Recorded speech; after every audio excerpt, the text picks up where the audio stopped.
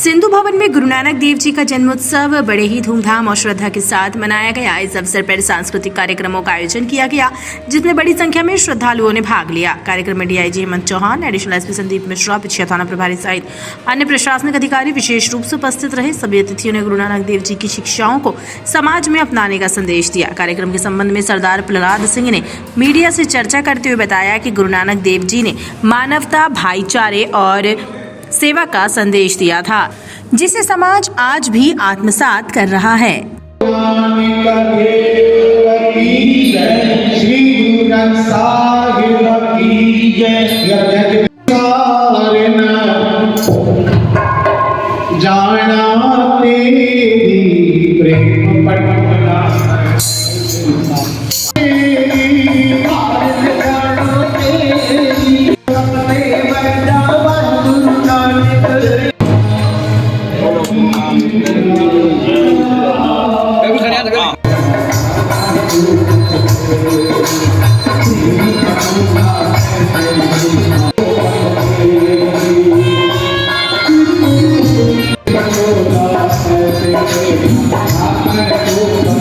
आज हमारे गुरु नानक देव जी का 556वां जन्मोत्सव मनाया जा रहा है और उसी उपलक्ष्य में आज सिंधु भवन में कार्यक्रम रखा गया है, जो कि हर वर्ष रखा जाता है।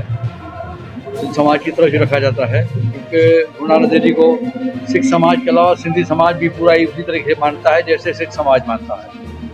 और ये एक बहुत सुखद संयोग रहा है जो हमारे गुरु नानक देव जी थे, बहुत ही शांत प्रिय, शांति का संदेश देने वाले पूरे विश्व में। उनका जैसे कि मक्का मदीना तक वो गए एक शांति का संदेश देने के लिए, और इधर और पूरी पद यात्रा में इधर असम तक पद यात्रा की उन्होंने, और पूरे इस क्षेत्र में अहिंसा के संदेश के रूप में एक संदेश दिया।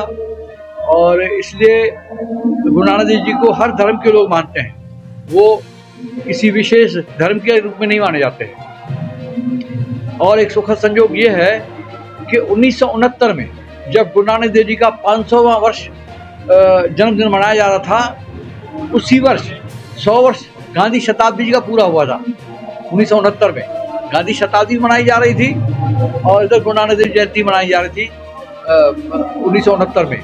तो दोनों शांति के पुजारी थे, अहिंसा के पुजारी थे। उन्होंने पूरे विश्व को एक शांति का संदेश दिया, और जैसे कि लोग एक मानव जाति आराम से सुख चैन से इस धरती पे जीवन गुजार सके, यही उनका मेन संदेश था। और इसीलिए हर जाति धर्म के लोग गुरु नानक देव जी मानते हैं बड़े उत्साह से। जब भंडारा होता है तो हर धर्म के लोग, जाति के लोग, समाज के लोग वहाँ भंडारा लेने जाते हैं। उसमें कोई विशेष ये नहीं मानते कि ये सिख धर्म के हैं या हिंदू धर्म के हैं या सिख समाज के, ऐसा कुछ नहीं है। ये सर्व धर्म के सबके सर्वमान्य हमारे गुरु नानक देव जी है। इसलिए सब लोग पूरे देश में बड़े उत्साह से गुरु नानक जयंती का ये कार्यक्रम मनाया जा रहा है। समाज के लोग जैसे भजन कीर्तन क्या किया जाता है? ये जो भजन होते हैं अपने सब भजन ही है, धार्मिक ही भजन होते हैं पूरे। और गुरु ग्रंथ साहब की जो वाणी है उसका भोग लगता है, साप्ताहिक पाठ या अखंड पाठ रखते हैं, और पूरा गुरु ग्रंथ साहब के वाचन होता है। और आज उसकी गुरु ग्रंथ साहब के पाठन की अंतिम संपूर्णता होती है।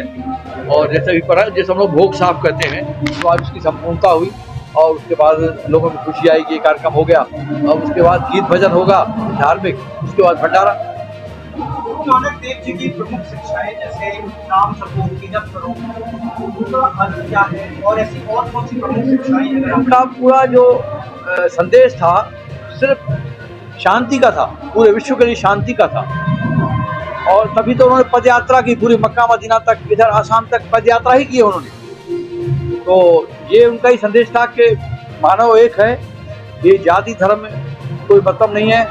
और बड़ी खुशी की बात है, गुरु ग्रंथ साहब में जो सभी धर्मों के, सभी संतों की वाणियाँ हैं, उसमें प्रवचन है, सब उसमें समाहित है। ये नहीं कि कोई विशेष सिख धर्म के रूप में या सिंध समाज के रूप में उसको मान्यता हो, ऐसा कुछ नहीं।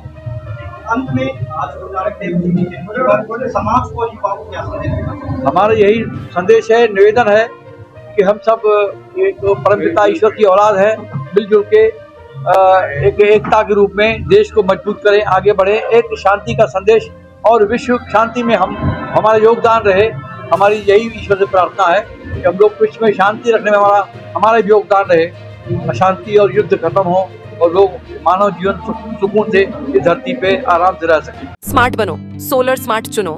प्रधानमंत्री सूर्य घर योजना 78,000 की सब्सिडी के साथ राजकिरण इंटरप्राइजेस से सोलर अपनाओ, बिजली के बिल की परेशानी से निजात पाओ। राजकिरण इंटरप्राइजेस, हमारा पता है जॉन टॉवर, कॉलेज चौराहा, रीवा। हमसे संपर्क करें 62 60 23 65 07 88 39 74 77 11 88 27 57 71 00।